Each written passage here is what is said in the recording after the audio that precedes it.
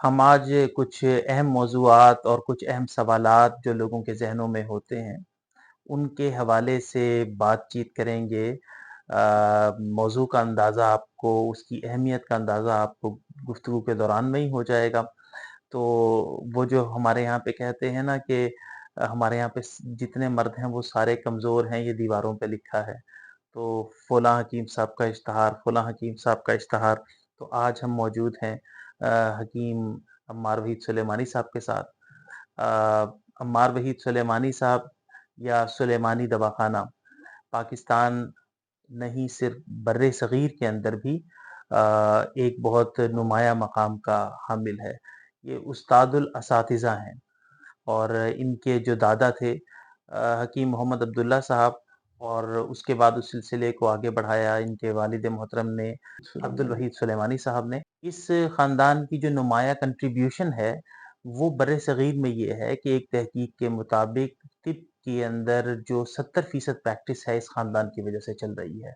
और वजह उसकी ये है कि इन्होंने नुस्ख़ों को छुपाया नहीं, प्रिस्क्रिप्शंस को छुपाया नहीं, लिख-लिख के अवामुन्नास के लिए निकाल दिया, जो लोग भी फ़ायदा उससे उससे उठा सकते हैं। तो हम आज अपने टॉपिक के हवाले से लाइफ़लाइन मेंटोरिंग के अंदर हम जिन चीज़ों को शादीशुदा ज़िंदगी के अंदर फ़ेस करना पड़ता है लोगों को, उन मौज़ूआत पे मुख्तलिफ़ बातचीत करेंगे। तो अम्मार वहीद सुलेमानी साहब को हम वेलकम कहते हैं इस पॉडकास्ट शो के अंदर। तो कुछ बातें हो जाएँ, फिर उससे जी, जी, आगे बातें बिल्कुल। निकलें। जी, बिल्कुल, आपने मुख्तसरन तारुफ़ कराया। मैं जो है वो थोड़ा-सा उसमें यूँ कर लूँ कि असल में दादा जान जो हैं, वो एक वैसे तो तबीब थे, लेकिन उनके दोस्त अहबाब जो हैं, वो उनको एक सूफ़ी के तौर पे समझते थे और सूफ़ी जो है वो ज़ाहिर है मखलूक की खिदमत बेसिकली मतमए नज़र होती है। तो जो उन्होंने लिखा वो भी मखलूक खुदा की खिदमत के लिए ही लिखा और यही जो है वो आगे वालिद साहब भी इसको जारी रखते रहे और बल्कि एक जो है वो वालिद साहब के एक नौजवानी के दोस्त वालिद साहब के इंतकाल के बाद एक जो नामवर सहाफ़ी हैं, तो उन्होंने कहा कि मैं हकीम अब्दुल वहीद सुलेमानी को बहैसियत तबीब या बहैसियत फ़ार्मासिस्ट तो जानता था। हालाँकि वो कॉलेज में उनके रूममेट तक भी रहे थे, लेकिन ये उनके इंतकाल के बाद पता लगा कि वो तो एक छुपे हुए सूफ़ी भी थे साथ। तो असल में दरहकीकत बात ये है कि मतमए नज़र जो है वो खिदमत ख़ल्क़ है। तो जिसकी वजह से बस अल्लाह ताला ने हम लोगों को हमारी औकात से बढ़ के जो है वो नवाज़ा हुआ है। बाकी तो सब कुछ जो है वो चलता ही रहता है।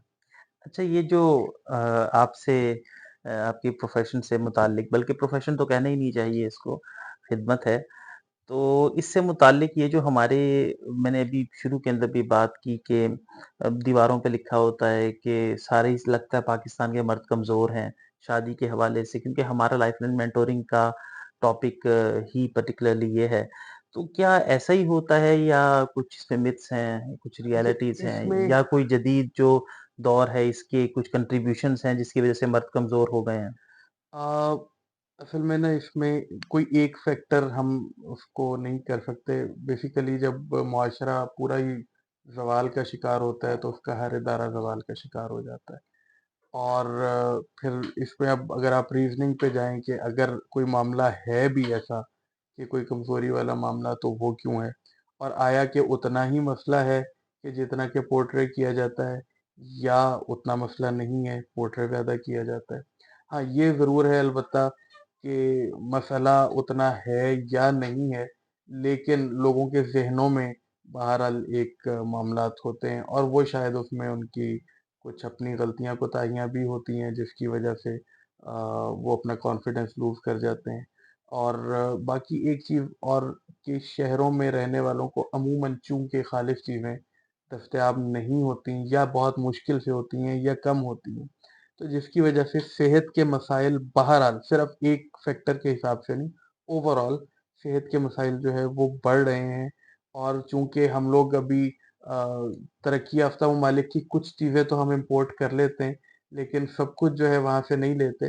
तो अब आप देखिए कि बेशक जो है वो हमारा शहर जो है वो फैल रहा है लाहौर में, लेकिन आलूदगी भी उसी हिसाब से बढ़े चली जा रही है। जबकि हुँ। इस्तांबुल लाहौर से कहीं ज़्यादा बढ़ी, आबादी का शहर है, उन्होंने उसको इस तरह से प्लान किया हुआ है। गो के वहाँ समंदर भी है कि वहाँ पे पॉल्यूशन ना बढ़े। तो मतलब हम बहुत सारी चीज़ें वहाँ से हम जो है वो मेट्रो ट्रेन या मेट्रो बस तो ले आए हैं, लेकिन शहर की हेल्दी चीज़ें नहीं हेल्दी ली। चीज़ें जो हैं वो सब ओके, कुछ नहीं लिया। ओके। तो इस वजह से मसाइल तो हैं, इसमें कोई शक नहीं है। हाँ, ये कि स्पेसिफिक उसके ऊपर तो इसमें जो है ये एक इस पे बात की जा सकती है कि आया कि उतने ही है या कम है। अच्छा, चलें हमारी बात शुरू हो गई है, तो ये लोग जो शादी की तरफ जा रहे हैं और उनको वाक़ई मसाइल हों, यानी दोस्त अहबाब ने मिल-जुल के उनके ज़हनों में ना डाल दिया हो कि सेक्सुअली तुम वीक हो या तुम परफ़ॉर्म नहीं कर सकोगे। पहले तो ये बता दें कि ज़रा शॉर्ट सा कि क्या वाक़ई नफ्सियात इतना वज़न रखती है या उसका इतना इम्पैक्ट होता है कि अगर दोस्त, कंपनी ये ज़हन में डाले कि तुम परफ़ॉर्म नहीं कर सकोगे, तो वाक़ई परफ़ॉर्म ना कर सके? अच्छा, ये ना एक मज़े की बात है। अब मुझे एग्ज़ैक्टली फ़िगर तो याद नहीं है, लेकिन इसको बोला जाता है प्लेसिबो इफ़ेक्ट, कि हुँ, आपने अपने ज़हन में कुछ सोच लिया है कि आप जो है वो किसी चीज़ की दवाई खा रहे हैं, चाहे वो सर दर्द की है और आप एक बटन चूस रहे हैं और आपको लग रहा है कि शायद मैं ये बटन जो है मेरे सर दर्द का इलाज है, तो वो एक प्लेसिबो इफ़ेक्ट होता है ठीक। कि आपका सर दर्द ठीक होना हुँ, शुरू हो हुँ। जाता है, आपकी बॉडी उससे रिलेटेड। तो इसी तरह से इसके वाइस वर्सा भी हो जाता है, कि जब आप समझते हैं कि नहीं यार मैं किसी परफ़ॉर्म भी नहीं हवा कर में सकूँगा। परफ़ॉर्म नहीं कर ओके, सकूँगा, तो उसका दूसरा असर भी हो जाता है। सही।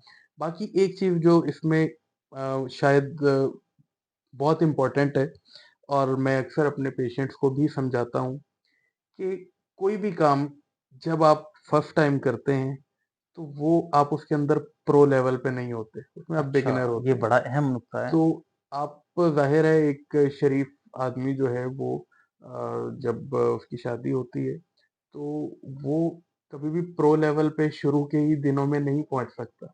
ज़ाहिर है उसकी शादी होगी, मामलात आगे चलेंगे, उसके बाद उसको चीज़ों का अंदाज़ा होगा।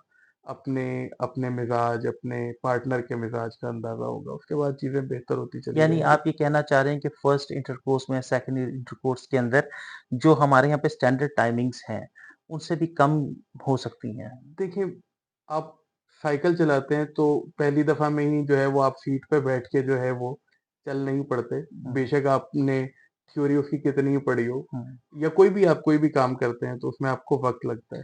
तो इसके अंदर भी जो है वो बेशक आपने थ्योरी पढ़ी हो या आजकल जो है वो लोग किसी भी तरह से ये गलत तरीके से भी ये नॉलेज हासिल किया हो, लेकिन प्रैक्टिकली जो है वो शुरू में डिफ़िकल्टी होती है। जी, और मेरा ख़्याल है कि हर फ़र्द को नहीं तो तकरीबन हर शरीफ फ़र्द को तो होती है। ओके। तो यानी इसमें इसमें इसमें परेशान नहीं इसमें होना चाहिए। परेशान होने की ज़रूरत नहीं है। आप देखिए सिर्फ़ आप का ही जो है वो ये एक्सपीरियंस फर्स्ट नहीं होता, बल्कि अक्सरियत केस में आपके पार्टनर का भी जो है वो फर्स्ट एक्सपीरियंस होता है। तो इस मामले में अगर मतलब आप बिल्कुल एक बिगिनर लेवल पे आपकी जो है वो परफ़ॉर्मेंस शुरू में अच्छी नहीं है, तो इसमें कोई परेशानी की बात नहीं होती। 2-4 दिन, हफ़्ता, 10 दिन जब वो एक एक्साइटमेंट लेवल जो है, वो आपका थोड़ा-सा नॉर्मलाइज़ होता है, आपके लिए ये चीज़ कुछ जो है वो अब बिल्कुल नई नहीं होती। तो उसके बाद मामलात अमूमन कुछ न कुछ बेहतर हो जाते हैं। हाँ, ये ज़रूर है, मैं ये नहीं कहूँगा कि अगर आपको कोई मसाइल हों, तो आप उसको ट्रीट ना करें। अगर मसाइल हों, तो उनको ज़रूर ट्रीट करें। लेकिन इस चीज़ का हव्वा ना बनाएँ कि ये पता नहीं क्या हो और जाएगा। ये रिज़ॉल्वेबल नहीं है। हाँ, ये ये रिज़ॉल्वेबल नहीं है। ठीक। आप इसको अलबत्ता ये ज़रूर है कि आपको टाइम देना चाहिए। मतलब कोई भी चीज़ जो होती है ना, वो कहते हैं कि हथेली पे सरसों नहीं जमाया जाता। तो कोई भी चीज़ जो है वो आप अगर आ जाएँ और बिल्कुल ये 11th तौर पे आके आपकी ख़्वाहिश हो कि अब बस जी। मुझे बहुत 2-4 दिन मेरे पास बाकी हैं, तो मेरे ये सारे मसले हल हो जाएँ। हुँ, तो वो हो सकता है वक़्ती तौर पे कोई गुज़ारे के लिए तो चीज़ें बेहतर हो जाएँ, लेकिन वो फिर ट्रीटमेंट नहीं होगा, वो हल नहीं होगा। वो शायद आपका वक़्त गुज़र वक़्त जाए, गुज़ारी होगी। लेकिन उसके बाद आपको फिर से वही मसाइल का सामना होगा।